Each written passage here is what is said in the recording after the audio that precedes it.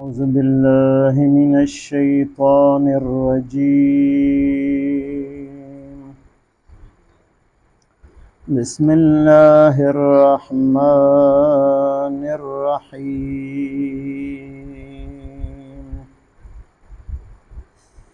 كل نفس ذائقة الموت وإنما توفون أجوركم يوم القيامة فمن زحزح عن النار وأدخل الجنة فقد فاز وما الحياة الدنيا إلا متاع الغرور. آمنت بالله صدق الله مولانا العظيم.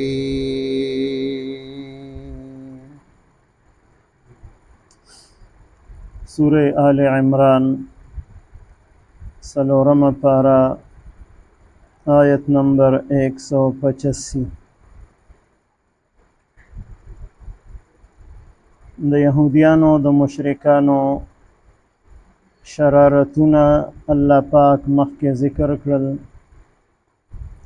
او د هغې بد اعمال ذکر کړل چې په هغې کې د ټولو نه لوی جرم هغه د انبیا علیهم السلام ناحق قتل کول او هغې دروغجن ګڼل او سره د دې چې معجزې ورته راغلي آسماني کتابونه صحیفې دا ورته انبیا علیهم السلام د الله پاک د طرف نه د هر څه پیش کړل بیا هم هغې ایمان را نه وړو او د الله عذاب به چیلنج کو که نبی علیه السلام به د الله د عذاب نه ویرول نو دوی به ورته وویل چې هغه عذاب په موږ باندې زر تر زره راوله د کوم عذاب نه موږ یری د کوم قیامت نه موږ یری نو هغه قیامت په موږ باندې زر تر زره راوله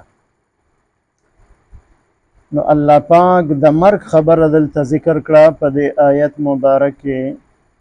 چې هر یو جاندار هر یو ساه لرونکی څیز هغه سکونکی د مرګ دی نو ای یهودیانو ای عیسیانو ای کافرانو مشرکانو تاسو له به مرګ راځي او چې مرګ راشي نو د جزا او سزا سلسله به شروع شي د قیامت ابتدا به د دغه ځای نه تاسو سره وشي او حساب کتاب او جزا او سزا به د مرګ نه وروسته شروع کیږي نو که دنیا کې الله پاک عذاب در نه کي نو د مرګ نه وروسته د قبر عذاب او بیا په قیامت کې د دوزخ عذابونه دا خو ستاسو دپاره یقیني طور شته دی هغه عذابونو سره به تاسو مخامخ کیږئ نو هیڅوک د مرګ نه بچ کیدونکی نشته دی صرف یو د الله ذات هغه له به مرګ نه راځي فانه حی لا یموت چې هغه همیشه ژوندی دی مرګ د هغه دپاره نشته دی او بل ځای کې قرآن مجید کې الله پاک فرمایي کل شیء هالک الا وجهه هر یو څیز دپاره هلاکت دی صرف د الله ذات دپاره هلاکت نشته دی او سوره رحمان کې فرمایي کل نفس علیها کل من علیها فان ويبقى وجه ربک ذو الجلال والاکرام چې څومره څیزونه په دې کائنات کې دي دا ټول به فنا کیږي صرف ستا د رب ذات به باقی پاتې کیږي هغه دپاره فنا نشته دی څومره فرشتې دي په زرګونو کاله شوي دي چې هغه الله پاک پیدا کړي دي زرګونو کاله د هغې عمرونه دي هغې دپاره الله پاک مرګ مقرر کړی دی چې قیامت راځي نو دا ټولې فرشتې به وفات کیږي تر دې پورې چې کومه فرشته د روح اخیستلو دپاره الله پاک مقرر کړی د اسرائیل علیه السلام هغه به وفات کیږي او دغه شان کومه فرشته شپېلې وهي د قیامت د قایمېدلو او بیا د دوباره د مړي را ژوندي کولو د الله پاک په حکم سره نو هغه فرشته اسرافیل علیه السلام د هغې دپاره مرګ شته دی هیڅوک د مرګ نه بچ پاتې کېدونکي نشته دی. عیسی علیه السلام الله پاک اسمانونو ته ژوندی خېجولی دی، خو قیامت ته نږدې به د ځمکې ته راکوزېږي، دلته به د عدل او د انصاف حکومت کوي، بیا به په خپل مقرره وخت باندې هغه هم وفات کېږي او د نبی علیه السلام د روضې مبارکې خوا کې به دفن کېږي. نو هیڅوک د مرګ نه بچ کېدونکی هغه نشته دی. بیا د انسانانو د اعمالو ذکر یې کړی دی چې پوره بدلې د اعمالو هغه به د قیامت په ورځ میلاویږي. دنیا کې یو انسان نیک عمل کوي نو د هغې اصل او پوره بدله به په آخرت کې میلاویږي، خو کله کله د هغې نیکو اعمالو بدله د دنیا د یو نعمت په شکل کې الله پاک ورکوي انسان ته، او دغه شان د بدو اعمالو پوره سزا هغه به په آخرت کې میلاویږي. خو کله کله د یو جرم او د ګناه سزا یو جلک او نمونه الله پاک په دنیا کې انسان ته ښیي چې د هغې ګناه په وجه باندې دی په مشکل کې راشي، پریشانو کې راشي، نو دا ورته الله پاک ښیي چې دا خو یو جلک دی، یو نمونه ده د دې سزا د آخرت، اصل سزا هغه به په آخرت کې وي. نو پورا اجر او ثواب او پورا سزاګانې د نیکو او د بدو اعمالو چې انسان ته میلاویږي نو هغه به په قیامت کې میلاویږي. بیا د کامیابۍ معیار د پاره دوه خبرې ذکر کړي دي،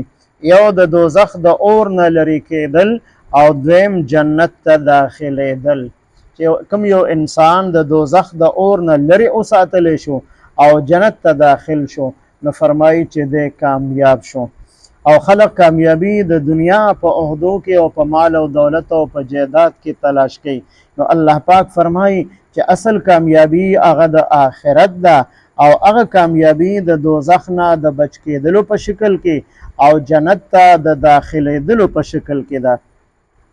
او د دې آیت مبارک آخري جمله کې د دنیا ژوند ته د دوکې سامان ویلی دی، متاع الغرور، چې د دنیا دا ژوند دا د دوکې سامان دی، انسان پې دوکه کېږي او دی وایي زه خو لا ځوان یم چېرته بوډا کېږم بیا به مرګ راځي، او دی وایي چې ما سره خو دومره مال دولت دی، دومره عہدې دي او دومره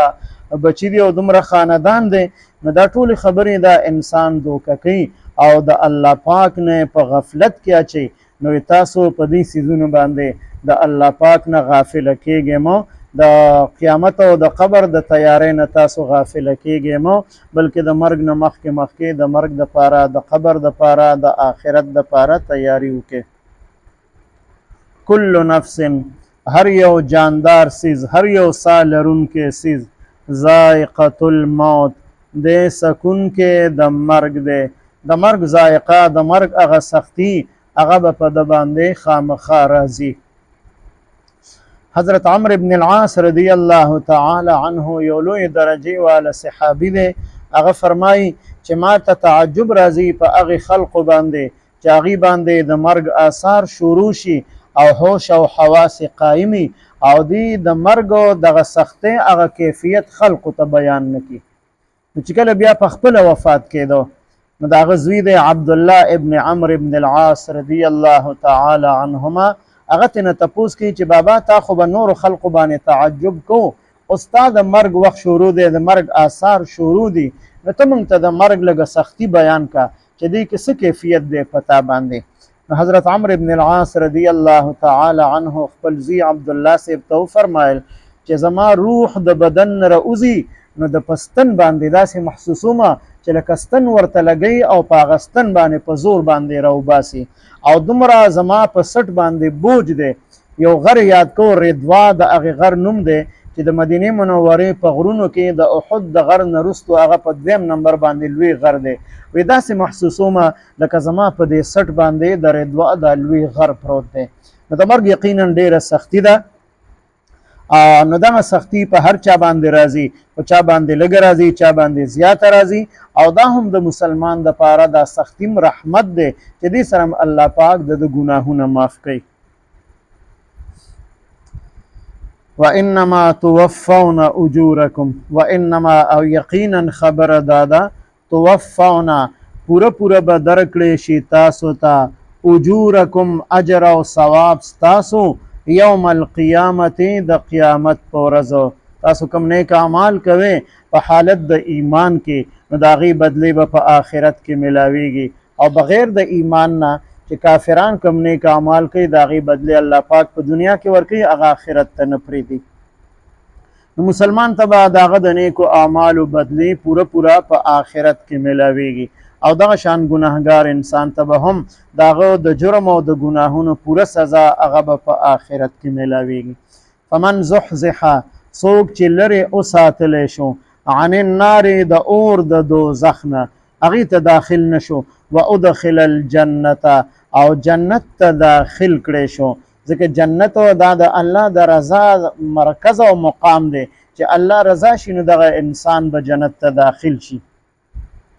فقد فاز، نو یقینا چې دی کامیاب شو. د دوزخ د اور نه بچ کېدل او جنت ته داخلېدل دې ته کامیابي ویل دا چې دغه انسان همیشه د پاره کامیاب شو، دی به همیشه د پاره په جنت کې وي.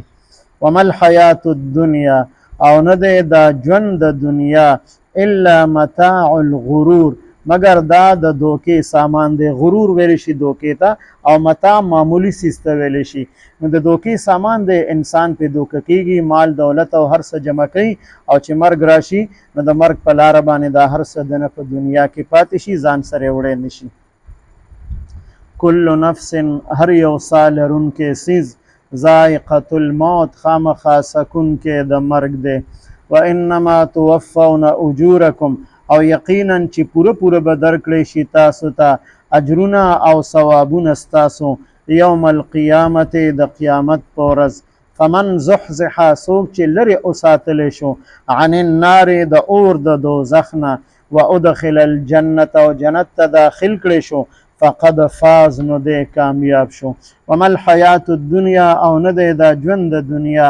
الا متاع الغرور، مگر د دوکې سامان دی. اللهم صل على سيدنا محمد وعلى